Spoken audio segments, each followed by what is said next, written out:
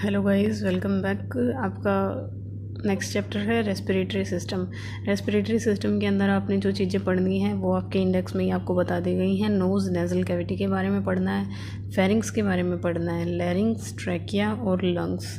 ठीक है, लंग्स की भी सब डिवीज़न आपकी, और रेस्पिरेशन के बारे में। ये आपके क्या हैं, टॉपिक्स हैं रेस्पिरेटरी सिस्टम के। प्लस आपको लास्ट पोर्शन में डिजीज़ भी दी हुई होंगी, रेस्पिरेटरी ट्रैक्ट की, ब्रोंकाइज की, लंग्स की। ठीक है, तो रेस्पिरेटरी सिस्टम के अंदर आपने शुरुआत करनी है। सबसे पहले देखिए, रेस्पिरेटरी सिस्टम आपका किस लेयर से अराइज हुआ सिस्टम है। सबसे पहले तो आपको ये पता होना चाहिए, endoderm. Respiratory system is developed from the endoderm. Respiratory system समझ रहे हो आप। सबसे पहले रेस्पिरेटरी का मतलब देखो, रेस्पिरेटरी मतलब रेस्पिरेशन से ही वर्ड आया है। रेस्पिरेशन क्या होता है आपका, ये आपका एक्सचेंज ऑफ गैसेस को आप क्या बोलते हो, रेस्पिरेशन। तो रेस्पिरेटरी जो सिस्टम है ये आपका डेवलप हुआ है एंडोडर्म से। आपकी जब आप एक मतलब फिटस बन रहे होते हो मदर के वोम के अंदर, तब आपकी बॉडी में सबसे पहले 3 लेयर की अरेंजमेंट शुरू होती है, एंडोड्रम, मीजोड्रम और एक्सोड्रम। ठीक है, ऐसे 3 लेयर आपकी अरेंज हो रखी होती हैं। उन तीनों लेयर में एंडो सबसे अंदर वाली है, एंडो सबसे अंदर वाली, एंडो होगी, मीज़ो और एक्सोड्रम। ठीक है, ये क्या होती हैं आपकी लेयर्स। इन लेयर से ही आपके सारे ऑर्गन बने होते हैं तीनों से। जब मतलब देखो, आपने जाइगोट पढ़ा होगा, जाइगोट के बाद 2 सेल स्टेज, 4 सेल स्टेज। जब ये सेल स्टेज कंप्लीट हो जाती है तब ये सारी की सारी सेल्स आपकी लेयर्स में अरेंज हो जाती हैं। और जब ये लेयर में अरेंज हो जाती हैं तब एक एक लेयर से आपके ऑर्गन या सिस्टम बनने शुरू हो जाते हैं। तो आपका जो रेस्पिरेटरी सिस्टम है वो एंडोड्रम, सबसे अंदर वाली जो लेयर होती है, उससे आपका अराइज हुआ होता है। तो ये बात इन्होंने बता रखी है। ये आपका 1 नंबर में बहुत इंपॉर्टेंट क्वेश्चन है कि रेस्पिरेटरी डेवलप होता है एंडोड्रम लेयर से। ठीक है, नेक्स्ट है रेस्पिरेटरी सिस्टम। रेस्पिरेटरी सिस्टम को आप 2 वर्डों में डिवाइड करो। पहले रेस्पिरेशन प्लस सिस्टम। सिस्टम का मतलब आपको पता ही है, ग्रुप ऑफ ऑर्गन जहाँ पे आ जाए उसको क्या बोलते हैं, सिस्टम बोलते हैं। रेस्पिरेशन का मतलब क्या होता है, गैसेस का एक्सचेंज होना। ठीक है, गैसेस का एक्सचेंज होना कहाँ, जैसे आप एनवायरनमेंट से पहले लंग्स के अंदर ले रहे हो, फिर लंग्स से वो गैसेज आपकी ब्लड में जा रही हैं, ब्लड से टिश्यूज़ के अंदर जा रही हैं। ठीक है, तो ये एक्सचेंज होना गैसेस का, उसको आप क्या बोलते हो, रेस्पिरेशन बोलते हो। नेक्स्ट है जो आपका ये रेस्पिरेटरी सिस्टम है, ये आपका 2 तरीके से इसको डिवाइड या क्लासीफाई किया गया है। एक तो स्ट्रक्चर के हिसाब से, एक फंक्शन के बेस पे। ठीक है, 2 तरीके से, एक जो चीज़ें आपको दिख रही हैं स्ट्रक्चरली उनके बेसिक पे, और फंक्शनली जो वो स्ट्रक्चर काम कर रही हैं उस हिसाब से। तो जो स्ट्रक्चरल डिवीज़न होती है रेस्पिरेटरी सिस्टम की, वो 2 टाइप की होती है। कौन कौन से 2 टाइप की होती है, अपर रेस्पिरेटरी ट्रैक्ट और लोअर रेस्पिरेटरी ट्रैक्ट। ये बातें आपने सुनी भी होंगी, अपर रेस्पिरेटरी ट्रैक्ट किसको बोलते हैं, लोअर किसको बोलते हैं। अब जो अपर एयरवे या लोअर एयरवे भी आप इनको बोल सकते हो। जो अपर रेस्पिरेटरी ट्रैक्ट है उसके अंदर जो ऑर्गन आते हैं वो हैं आपके नोज़, फेरिंग्स, लैरिंग्स और ट्रैकिया का भी 1/3 पार्ट। ठीक है, नोज़ आपका अपर रेस्पिरेटरी ट्रैक्ट में आता है, फेरिंग्स आता है, लैरिंग्स आता है और 1/3 पार्ट आता है ट्रैकिया का। अब देखिए, अपर रेस्पिरेटरी ट्रैक्ट में अगर आपका कोई भी फॉरेन मटेरियल घुस जाता है अंदर, ठीक है, तो उसकी वजह से आपको जो देखने को मिलता है वो स्नीजिंग होती है। आपको जो छींक आती है, स्नीजिंग होती है, वो कब होती है, जब आपके अपर रेस्पिरेटरी ट्रैक्ट में कोई पार्टिकल एंटर कर जाता है। ठीक है, ये मतलब आपकी एक इम्पोर्टेंट बात है। और लोअर रेस्पिरेटरी ट्रैक्ट में कौन कौन से ऑर्गन आते हैं आपके, देखिए ट्रैकिया को 3 हिस्सों में बांटा है। उसका एक हिस्सा आपका अपर एयरवे में आएगा और जो बाकी 2/3 हिस्से हैं वो किसके अंदर आएंगे, आपके लोअर रेस्पिरेटरी ट्रैक्ट में। नेक्स्ट है ब्रोंकाइज, एल्वेलाइज और लंग्स। ठीक है, ये जो ऑर्गन्स हैं, ये जो हम पढ़ रहे हैं वो क्या है, स्ट्रक्चरल डिवीज़न है किसकी, रेस्पिरेटरी सिस्टम की।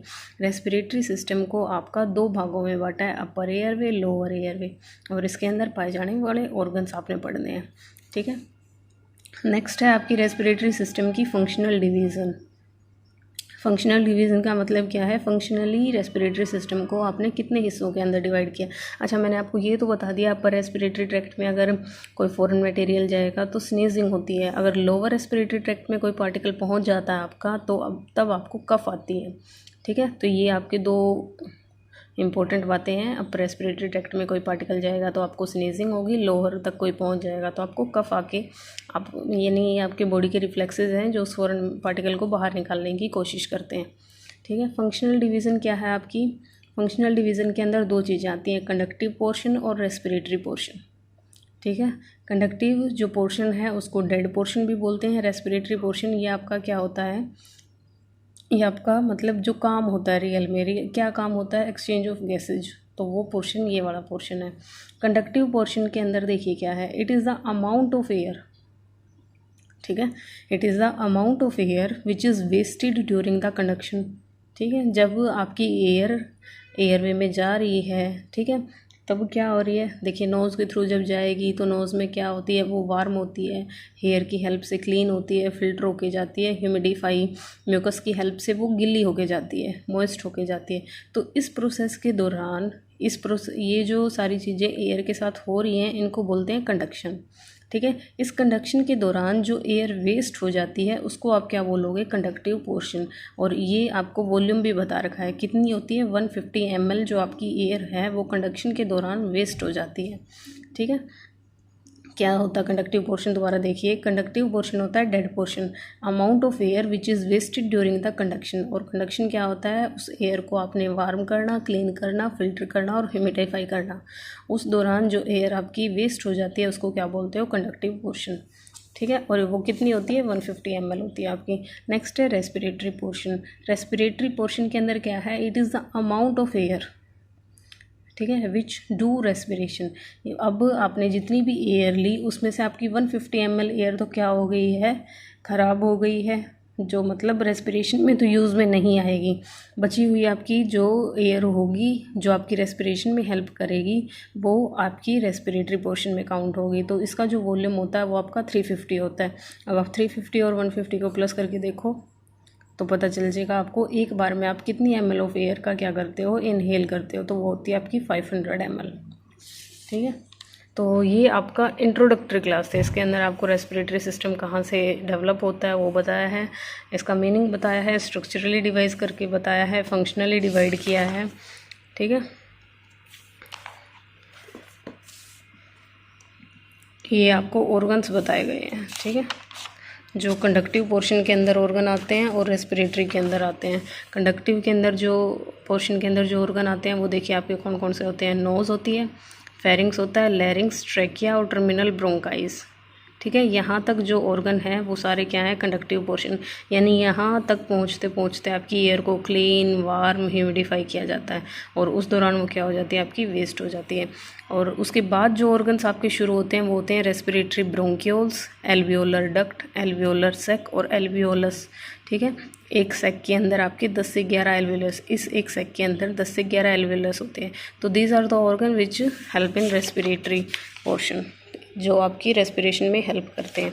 ठीक है, नेक्स्ट एक टर्म है आपके लिए यहाँ पे, ओटोरहिनोलैरिंजोलॉजी। ठीक है, लॉजी का मतलब तो आपको पता ही है, स्टडी ऑफ लैरिंजो मतलब लैरिंग्स, ओटो और रीनो ये 2 नए वर्ड है आपके लिए। ओटो जो वर्ड है वो ईयर के लिए यूज़ होता है और रीनो जो वर्ड है वो आपका नोज़ के लिए यूज़ होता है। ठीक है, तो एक ऐसी ब्रांच ऑफ साइंस है ये जिसके अंदर आपको स्टडी करना होता है ईयर, नोज़ और थ्रोट, तीनों की जब आपको साथ में मिलकर स्टडी करनी हो, ENT आप इसको बोल सकते हो। ठीक है, ENT बोल सकते हो, ईयर, नोज़, थ्रोट। तो इनकी जब स्टडी आप करते हो तो उस ब्रांच ऑफ साइंस को आप क्या बोलते हो, ओटोरिनोलॉजी, लैरिंजोलॉजी। ठीक है, थ्रोट यानी यहाँ पे लैरिंग्स को यूज़ किया गया उसके अंदर।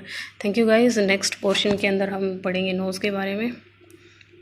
आई होप आपको रेस्पिरेटरी सिस्टम समझ आ रहा है। थैंक यू गाइस, बताइएगा मुझे अगर आपको समझ आ रहा है तो।